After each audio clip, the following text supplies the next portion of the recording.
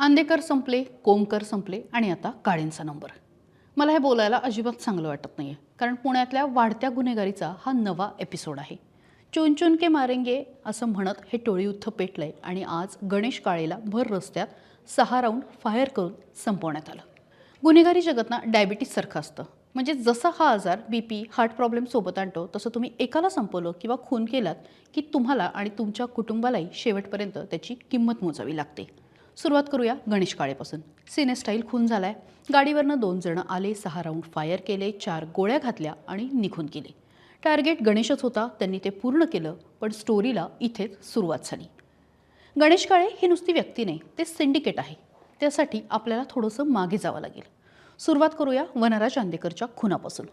माजी नगरसेवक आणि बंडू अंदेकरचा मुलगा जो गँगस्टर आहे, त्या वनराजला त्याच्या बहिणींनी आणि त्याच्या नवऱ्यांनी सुपारी देऊन संपवलं.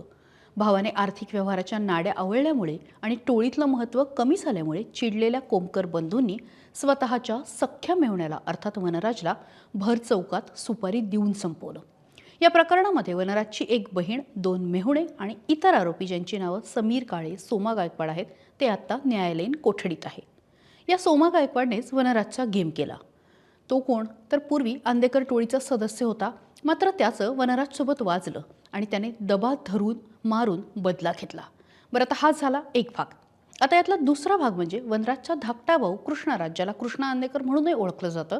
त्याने भावाच्या खुनाचा बदला म्हणून आपल्या बहिणीच्या 19 वर्षाच्या मुलाचा अर्थात आयुष कोमकरचा घराच्या पार्किंगमध्ये गोळ्या झाडून खून केला.